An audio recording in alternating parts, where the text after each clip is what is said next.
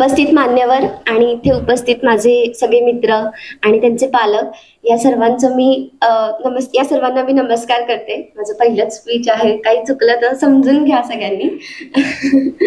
अ, म्हणजे मी ठाणे जिल्ह्यातली आहे मूळ आणि मी 2019 पासून स्पर्धा परीक्षांच्या तयारीची सुरुवात केली होती.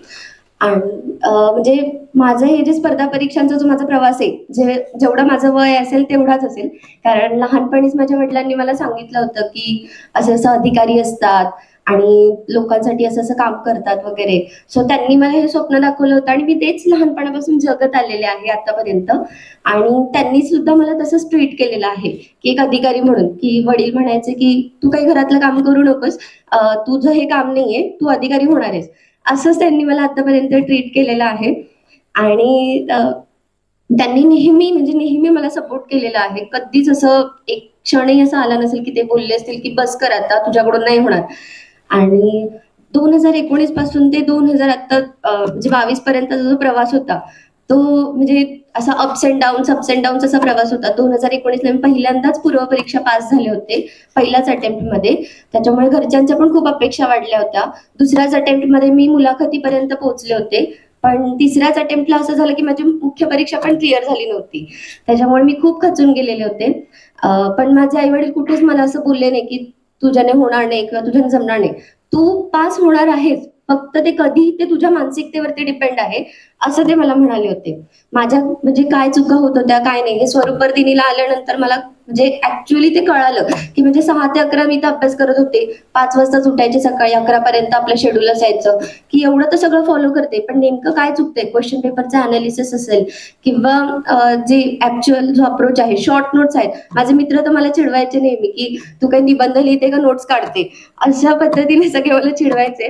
पण त्या शॉर्ट नोट्स वगैरे कशा काढायच्या अशी सगळी मदत त्यांच्याकडून मला मिळाली. आणि ऍक्च्युअल जे एक्झामला हवं आहे ते मला ऍक्च्युअली त्यांच्याकडून शिकायला मिळालं.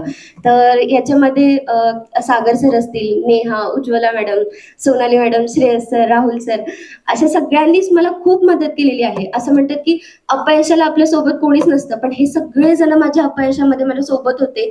आणि यांना सगळ्यांना विश्वास होता की नाही यार तुझं होणार आहे, तू अभ्यास कर म्हणून असं. आणि आताही म्हणजे आम्ही सगळे सिलेक्ट झालेलो आहोत, 1-2 जण फक्त राहिलेले आहेत. तर त्यांचंही 2024 मधून नक्की सिलेक्शन होणार, हा त्यांच्यापेक्षा जास्त आम्हाला त्यांच्याकडून विश्वास आहे की त्यांचं नक्की सिलेक्शन होणार आहे. फक्त एवढंच म्हणू शकेल की आपण हे जे स्पर्धा परीक्षांचं क्षेत्र आहे ना, आपण अगदी असं अडकलेलो असतो त्याच्यामध्ये. प्री मेन्स इंटरव्ह्यू असेल, कोणी इंटरव्ह्यूला जाऊन येतं परत प्रिलिम्सच क्लिअर होत नाही, मग आपण पूर्ण अडकलेलो असतो त्याच्यामध्ये. आणि आपल्याला असं वाटत असतं की होणार आहे का नाही. आणि कधी कधी असं वाटतं की गिव्ह अप करावं, असं वाटतं की नाही यार सोडून द्यावं, आपल्याकडून काही होणार नाही आता, आपण घरी रिटर्न निघून जावं. मग आई वडिलांचा चेहरा समोर दिसतो, नाही यार त्यांच्या एवढ्या अपेक्षा आहेत आपल्याकडून, कसं मागे जायचं ना असं तोंड घेऊन घरी. तर असं आपल्याला सगळं एकदम वाटत असतं किंवा आपल्याला स्वतःकडूनच एक होप असते की नाही यार इथपर्यंत मी पोहोचले आहे, थोडं अजून ट्राय केलं तर मी आणखीन पोहोचेल. तर अशा सगळ्यांना मी एवढंच एक म्हणजे सेंटेन्स सांगेल की अल्केमिस्ट काय म्हणतो की when you can't go back you have to only worry about the best way to moving forward. म्हणजे काय की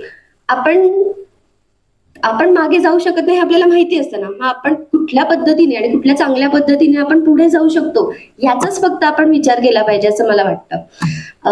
म्हणजे मी सगळ्यांचं आता असं जे उपस्थित आपले सीमा होळकर मॅडम वगैरे आहेत, तर यांची आम्ही मुलाखतीच्या वेळेस भेट घेतलेली होती आणि त्यांच्याकडून म्हणजे आम्हाला ऍक्च्युअल काम काय असतं तर हे देखील समजलं. म्हणजे जेव्हा इंटरव्ह्यूला विचारलेलं होतं एक एक काम वगैरे त्यांचं, तर असं कधी आठवावं नाही लागलं की स्पेशली अशी अशी कामं असतात त्यांची.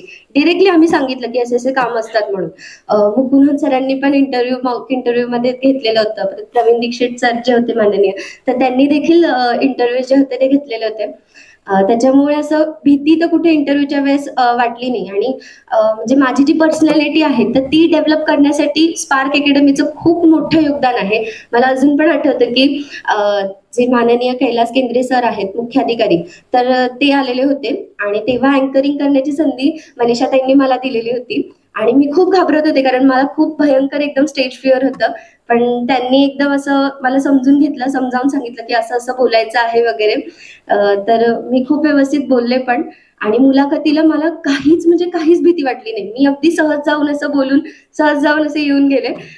तर त्याच्यामुळे मला असं वाटतं की या सगळ्यांचेच मी खूप मनापासून आभार मानते. सगळ्या माझ्या मित्रांचे पण आभार मानते. तसेच जे उपस्थित मान्यवर आहेत त्या सगळ्यांचे पण मी खूप मनापासून आभार मानते की तुम्ही तुमचा माझ्या यशामध्ये खूप मोलाचा वाटा आहे. सगळ्यांचे आभार आणि माझं मी भाषण इथे संपतो. थँक्यू.